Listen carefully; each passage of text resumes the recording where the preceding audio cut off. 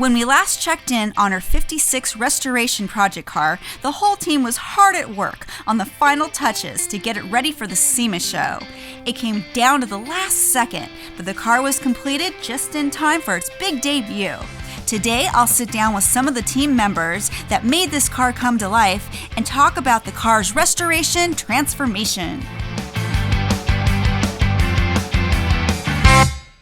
Hello everyone, I'm Christine Danchuk, and today we're going to be talking to the mechanics behind the frame-off restoration of this 56 Chevy.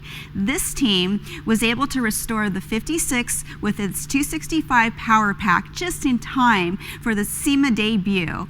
With me today is Meek, Mike Morgan, and Daniel Moskowitz. Thanks guys for being here today. You guys survived the restoration. Tell me about your favorite part. Eddie? I think the best part about this project is it's kind of a unique car. It's not too often you have a four-door hardtop. I like the color combo and the interior combo. It just kind of flows together and makes it a nice project to do. Mike, what about you? Getting it done in time for SEMA was very rewarding, and I've never done a frame-off restoration on a car, so I learned a lot. Daniel? Just seeing it, being an old car that just sits on the side and have it, come all the way brand new was a pretty cool thing. So Daniel, in the last video, we saw you and Eddie putting together the hood, and that seemed to take a lot of time. Tell us about that process. You need help, for one. You need patience and time. Lots of tape. Lots of tape. You need lots of tape to protect all your nice paint that you just had done. And that's it. You just, patience. So Eddie, what are the steps that you take beforehand when you are taking off the body so that everything would line up correctly? Everything needs to be pre-aligned before it's painted, so in the bodywork process, everything is pre-aligned. This car, we got a little smarter and we did the bodywork on the frame, and then before we took the body off, we drilled a few holes and put pins. So that way, as the body goes back on, we can put line-up pins in. It goes in the exact same spot. Since this is a pillarless four-door car, were you worried about the body warping when you took it off the frame? It could, if you don't support it properly. We put a big 4x4 under the rocker panel from front to back, so it lifted it up evenly. Okay. Since it has a roof, it has more stability.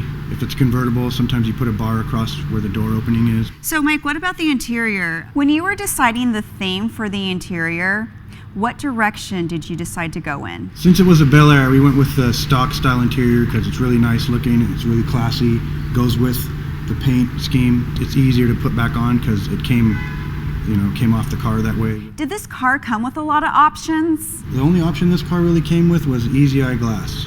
Okay. Which is the green tinted glass. Otherwise, it's a basic Bel Air. Bel Air is the top of the line, but it doesn't have a lot of options. So this is probably a car then that a family would have had in the 50s because it's a four-door, so it's easier for everyone to get in and out. And it's still a nice car, but it wasn't super expensive because it doesn't have a lot of added options. It just has a heater and a radio. So what level would you consider this car to be at? Do you think it's more of a show car level, or do you think it's more of a driver? It would rate pretty high. Oh because yeah, totally. Almost everything is original. I think the only thing we replaced was the drive shaft because it was bent and it's not the original carburetor, but the distributor, the starter, the generator, the engine, the transmission, the rear end, leaf springs, all that stuff is the original stuff. We just had refurbished. All the numbers are matching. It's like a 100-point car. Pretty close. I would say it was like 97. It's way up there. So you would say it was restored to a really high level then? Yeah. Yes, of originality. We did rebuild almost the entire frame to stock specs with two minor upgrades, being the front wheels got roller bearing, and then the idler arm got what we call a poor man's power steering. It's idler arm bearing kit, and it's kind of fake power steering, but we added that into the frame. How did these components improve the drivability of the car? You get a sense of power steering. It's not full-on power steering, but it definitely helps, and you're not, just manual steering. Do you guys think that this car is, by modern standards, drivable? It's drivable. It may not be as safe as a modern car. I wouldn't go tearing around on the freeway in it, but it starts and stops like it should.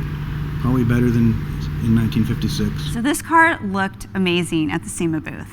Let's see if it drives just as good as it looks. All right. It needs to drive as well as it looks. Do I need a helmet? Maybe. Right. There's no airbags, so Don't hit anything. You got insurance, right? Make sure, Daniel, I'm not hitting any cars on that side, okay? I'm all good. It drives really nice. It's a little stinky, but it drives really good. I think That might be the trash truck. Can I push the gas a little more, or is that as fast as it goes? You got a floor. Yeah, I'm flooring it right now. Sweet. Hoot, hoot. Is this the first time you guys gone for a ride in this car? First time? Just around the block. Are you guys like super proud of yourselves that you No, we're built this Nothing's thing? falling off yet. Oh my God, what happened? Put it in. Hit the brake. Oh my God. Hit the brake. Put it in park. Oh my gosh.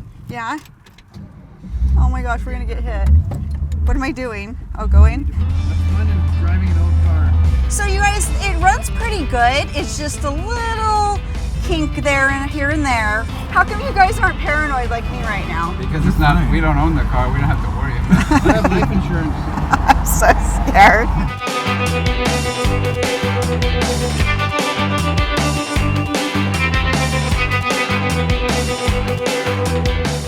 Thanks you guys for watching. I hope you enjoyed this series.